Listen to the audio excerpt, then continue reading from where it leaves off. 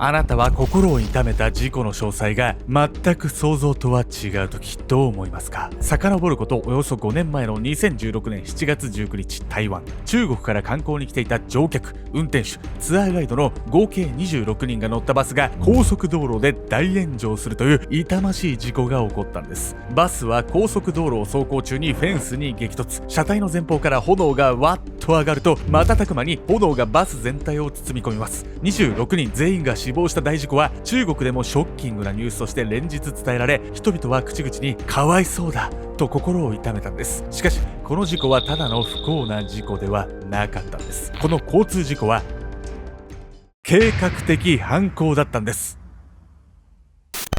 台湾の高速道路で発生したバス炎上事故。この事故を引き起こした意外すぎる人物とは。後の調査の中で判明していたのは数々の不審な状況でした。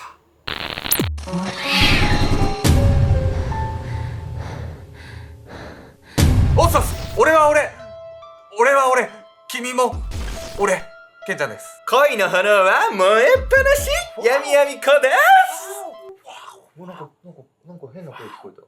本日皆様にご紹介するのは台湾史上最大の悲惨な事故と言われたバスの炎上事故。なんかこれなんか日本でもちょっとニュースで聞いたことあるわよ。これそうですね、日本ではね悲劇の交通事故として扱われてたんですけど、僕はこの事故のね真相をした時も許せないっていうね気持ちがねもうあったんです。気になりますよね、この事故の真相、早速経緯からね見ていきたいと思います。衝撃の大事故。遡ること5年前の2016年7月19日、台湾が今回の舞台。空港に向かう観光バスに乗っていた乗客たちは楽しい観光ツアーの最後の時間を和やかに過ごしていました。中国から観光ツアーで台湾に訪れた乗客たちは7月12日に台湾に到着し、19日の午後4時半発の便で中国に帰国する予定になっていたんです。しかし観光バスが空港に向かう高速道路を走っていた時、予想外のことが起こりました。突然激しい衝撃とともに大きな衝突音が聞こえました。なんと観光バスがガードレールに激突したんです。車内には炎が広がり、乗客たちは命の危険を感じました。乗客たちは我先にと前方のドアに駆け寄ります。しかし衝突の衝撃で故障でもしたのか、なぜかドアが開きません。外から救助に駆けつけた人たちが窓を割ろうと奮闘しているんですが、窓は一向に割れる気配がないんです。火はどんどんと燃え広がります。パニックになる車内で一人の乗客が叫びました。後ろのドアなら出られそうだ。外から救助しようと奮闘してくれている人たちが後ろのドアを指さし、そっちならば開きそうだと教えてくれたんです。後ろにたどり着いた人がドアに手をかけると確かに開きそう。よかった、これで助かった。バスの中にいる人も外で助けようとしている人たちもみんなそう思ったんです。そして乗客の一人が後ろのドアを開けた瞬間、爆発。しかも最悪なことに爆発の衝撃で人々がドアの前に重なるように倒れ込み、ドアを開けるどころか動くことすら難しくなってしまったんです。救急車や消防車も駆けつけたんですが間に合いませんでした。亡くなったのは乗客と運転手、ツアーガイドの合計26人、うち3人はまだ子供でした。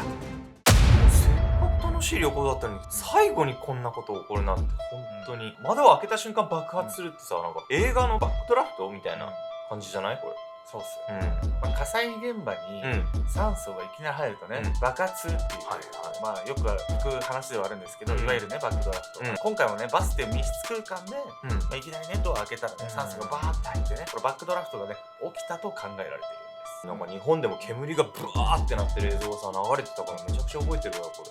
僕もかなり覚えてます、本当に非常に映像を含めて、ショッキングなねニュースなんですけれども、日本であまり知られていない後日談を知った人々はその後のねこの事故に対する反応っていうのが変わってくるんです。事故を知ってこの悲惨すぎる大事故は台湾だけではなく、同じように多くの観光客が訪れる日本や犠牲者の母国である中国でも連日のように報道されたんです。ニュースを見た人たちの中には観光バスの利用に不安を感じる人も。世間の不安解消と事故の再発防止のために早急な原因解明が求められたんです。すぐさま警察と消防当局による特別チームが組まれ、事件の調査が開始。最初に警察と消防当局が目をつけたのは、ガードレールに衝突したバスが急に炎上したということでした。映画などどの影響で車の事故が起きると爆発するイメージがあるかもしれないんですが、実際は衝突してすぐに爆発することはあまりないんです。ガソリンが漏れて気化し、何らかの要因で火花が散り引火するなど様々な条件が重ならないと爆発まで至らないんです。そこで最初に確認したのは同じ型の他のバスでした。ガソリンやエンジン部分に不備があって引火が起こりやすくなっていなかったか念入りにチェックをしたんですが、どれも問題ありませんでした。つまり衝突したバスが急に炎上したのは他のバスにはない何らかの理由があったと考えられるんです。特別チームはこの結果を受け、実際のバスの残骸を漏れがないように2ヶ月以上かけて丁寧に調査を行いました。すると燃え残ったバスからは次々と不審な点が発見されたんです。一つ目の不審な点はバスのドアロック。本来今回事故があったバスのタイプでは前のドアは非常口扱いになっています。しかし事故当時前のドアはなぜか開かなくなっていました。現場に居合わせた人たちの目撃証言では前のドアが開かなくてパニックになる乗客の様子が数多く語られています。火災が起きている状況で閉まり続けるドアを見た人々はバスのドアが熱や衝撃で歪んだり故障していると思っていました。しかし調査した結果、前のドアは意図的にロックされていたことが判明したんです。つまり誰かがわざとドアを閉め人々を逃げられなくしたんです。2つ目の不審な点はバスが燃え上がったタイミング。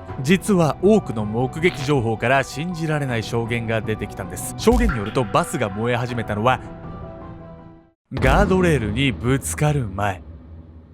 当初はガードレールに衝突してから火がついたと思われていたんですが、事故の前からバスは燃えており、衝突事故を起こした後に爆発して大炎上にまで発展していたんです。つまり事故と出火には関係がなかったんです。そして3つ目の不審な点は車内に撒かれたガソリン。実はバスの内部を詳しく調査した結果、バスの前の方にガソリンが積まれ車内に撒かれた痕跡が見つかったんです。これらの調査結果から考えられるのは何者かによる計画的な犯行。悲惨な交通事故は人為的に起こされた可能性が濃厚になったんです。そしてその疑惑を確信に変えたのが運転手である蘇明生の司法解剖の結果でした。なんと明生の体から大量のアルコールが検出。明生は観光バスの運転手でありながら飲酒運転をしていたんです。飲酒運転とかほんと一番やっちゃいけない。信じられないよ、ほんと。ありえないですよね、自分が運転手でさ、もう信じられないですよね。もうなんかパイロットとかでもねいますよね、日本の。何人の命扱ってると思ってんの。そこで警察が明生をね徹底的に調べると彼の真の顔が見えてきたんです。衝撃の境遇。明生は逮捕歴があり有罪判決までされた過去を持っていました。しかも事件を起こしたのは一度ではなく何度も。容疑は全て暴力で、妻に対する家庭内暴力やツアーガイドと乱闘騒ぎを起こした過去があったんです。そして明生が暴力を振るっていた時に共通したことは飲酒。明生は飲酒時だけ気が大きくなり素行が悪くなるタイプだったんです。酒乱じゃないこいつ。明生はねアルコール依存症だったと言われている。依存症だった。というわけで本日のメトラキーワード、アルコール依存症について。アルコール依存症とは自分でお酒の飲み方をコントロールできなくなっている状態のこと。気持ちの問題ではなく脳の異常であり、お酒を飲まないと手が震える、お酒を飲まないと落ち着かないなど心身に影響が出ることもあるんです。メイセイも観光バスの運転中という絶対に飲んではいけない状況にもかかわらず大量のアルコールを摂取していました。また日頃からお酒を飲んでは暴力を振るっていたことを踏まえると、たびたび我を失うほどお酒を飲んでいた可能性が高く、明らかに自分で飲酒量をコントロールできていなかったと考えられるんです。前の事件でもさ、お酒きっかけで大量殺人したとか、お酒って事件にすごい絡んでくんだよ。ほんとほどほどにしとかないと危険よ。まあなんか、お酒失敗するみたいな人、過去にねいたと思うんですけど、ヤミゴさんも大丈夫？お酒？私はもう酒豪です。私強いの。俺も酒豪だよ。やんのか？でもそういうのよくね。やんの？やんないです。なんか年末年始になるとかやりましょうか。誘ってくれてんの？しょっぽりまっぽりまったり。ちょっとやっぱ実家帰るわ。体質によってもね、適量が全然違うから、無理は厳禁だし、見極めなきゃいけないわよ、これ。一回自分で飲みすぎちゃってさ、限界分かってる人だったらいいですけどさ、分かってても飲んじゃう人、もしくは初めてお酒の場に行ってね、無理して飲んじゃう人とかね、いろんな人がね、いろんな状況がねあると思うんで、皆さんもね、人事だと思わずに、本当に気をつけてください。メイセイは事件を起こす数日前、懲役5年、罰金300万円の2審判決を受けていました。理由は暴力でツアーガイドに怪我を負わせたため。そしてこの逮捕が原因で今まで暴力に耐えていた妻が子供を連れて出て行ってしまうんです。公私ともに絶望したメイセイは自暴自棄になってある結論にたどり着くんです。このまま生きていてもしょうがない。派手に死んでやろう。そう、今回の悲惨な大事故は運転手による道連れ自殺。今回のツアー客は24人。こいつらのお気楽そうな顔がこの後恐怖に染まると思うとワクワクしてくる。ガソリンも積み終わったし、巻きやすいように準備は完璧だ。さっき飲んだ酒もいい感じに回ってきていい気分だ。さあ、楽しいドライブを始めようか。乗客とツアーガイドがバスに乗り込み席に座るのを確認する。誰も異変に気づいていない。のんきなものだ。俺はそっと前のドアの防犯ロックをかける。これで非常口になっている前のドアが開くことはない。何も知らないでのんきに話している乗客たちをちらりと見て、通路の前方にガソリンをマーク。そしてあっという間に燃え広がる炎。車内の雰囲気は一転した。うわぁ、火が、何が起きてるの？トラブル？ママ！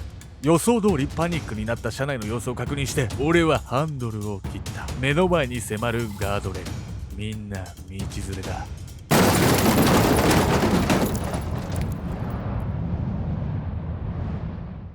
ひどい、本当にもうな。逮捕されたのも奥さんに出て行かれたのも自業自得じゃないの。許せないですよね。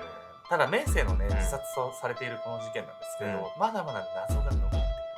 明生の行動に擁護できる点はもちろんありません。そして再発防止の観点からこの事故を見てみると、まだ不審な点が残るんです。例えば、このバス会社の管理体制、飲酒、ガソリンの持ち込み、出火原因となった道具の持ち込み、どれか一つでも防げていれば事故は未然に防げた。もしくはここまでの被害を出さずに済んだかもしれません。運転前のアルコール検査や持ち物検査などはされていなかったのでしょうか。そもそもツアーガイドに暴力を振るって逮捕されていた明生が、なぜ今回の台湾観光ツアーで運転手をすることができていたのかも不明なんです。だよね。逮捕されて実刑判決を受けた人物がどうして勤務しているのか。刑務所にいないとしてもツアーガイドに暴力を振るった人物を雇用し続け、ましてや一人で団体客の運転手をさせたというのは信じられません。しかしバスごと燃え尽きてしまった今では、明生の考えもバスで何が起きていたのかも推測することしかできないんです。